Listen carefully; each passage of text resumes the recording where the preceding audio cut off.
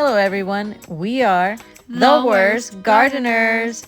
So I wanted to give you all a quick update on our tomato plant. This past Monday I looked over and I realized that the one plant that gave us, most of the tomatoes was actually dying off. And the crazy part is it was doing really well last weekend, and then boom, by Monday it had started going downhill fast. And I did a little digging, of course, I did it after the fact, and it looks like it could be a fungal issue. It just hit quick and hard, and this plant was a determinate hybrid heat master tomato. And also looking into what that means for the plant, it means that it grows, it produces in a more concentrated way during its main production time. It withstands heat really well, fights off diseases and insects. So once it's done its main job, it can really just start to weaken. Now, if you ever wondered what the difference is between determinate and indeterminate tomato plants, let me break it down in the simplest way possible. Indeterminate tomatoes are basically the vine type. These plants just keep growing almost like a tomato jungle. As long as you take care of them, keep pests away, and manage the seeds and give them proper support, they will produce tomatoes all season long. You're not just getting one harvest, you're harvesting continuously.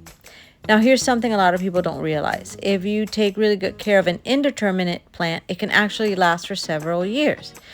About 3 to 4 years in the right conditions. That means long-term production if you stay on top of maintenance, of course. On the flip side, determinate tomatoes are more like compact bushes. They stay shorter, more controlled, and they're often a little tougher when it comes to handling stress, pest, and heat, especially hybrids like the Heat Master. But there is a trade-off. Determinate plants put all their energy into one big push, one main harvest. They grow, produce heavily all at once, and then they're basically done. After that, the plant starts to decline. It can become more vulnerable to pests, diseases, or just naturally it begins to fade out. Now, technically, they can live about 1 to 3 years, but the reality is that you're usually only going to get 1 or 2 solid harvests out of them. By year 2 or 3, you're going to notice smaller tomatoes, weaker production, and overall less vigor until the plant just taps out. So if you want steady ongoing harvest, go with indeterminate tomatoes. But if you want a quicker, more controlled one-time yield, then go with determinate tomatoes. It just really depends on what your gardening style and how you want to harvest. So back to our plant. So the plant grew, produced, and gave us a really good run. But now it's definitely on its last leg. And still though, I'm not even mad at it, because this plant really came through for us. It gave us so many tomatoes, and for me, that's a success on its own. This past month has been great. That one plant just kept producing tomato after tomato. We've made everything like fresh tomato sauce, eggs with tomatoes, tomato on toast, crackers, and so many BLTs that I've lost count. So it's been kind of nonstop with the tomatoes. And I'm super proud of this little plant and everything it gave us. Even now, we still have tomatoes all over the house. So today we're just saying goodbye to a true Florida garden MVP and celebrating one seriously delicious harvest. Naji's happy too, right, Naji? Yeah. So if you've been thinking about planting tomatoes, take this as your sign. Even if you think you have a brown thumb, you can do it too. And you don't need a huge garden. You can grow tomatoes on a porch, by the front lawn, front area, anywhere you get good sunlight. Just start somewhere.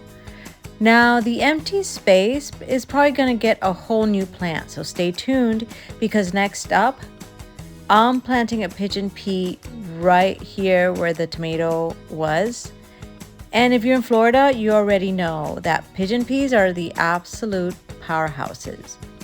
Now, there's actually 2 types that I have in my seed collection, and I'll be breaking those down in my next video.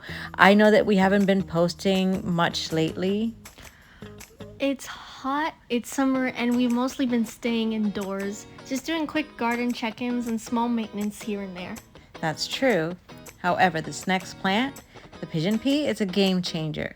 Pigeon peas are honestly one of the best things you can grow in a Florida backyard, like even in a large pot in a sunny porch also. I'm also experimenting with a new tomato plant grown from a sucker I pulled off from the most productive plant. Since that one did so well, I'm hoping this one carries on the same energy. This time I planted it in a larger pot and moved it onto my enclosed porch to see if that helps reduce disease and pest issues, and I can also control the heat and how much sun it's getting. I'm really curious to see how it performs in a more controlled space, and I will keep you updated on how it grows, and hopefully this means that we can keep the tomatoes coming all summer long. And so we are the worst gardeners, so please subscribe, share, and like our videos, and we will see you on our next video.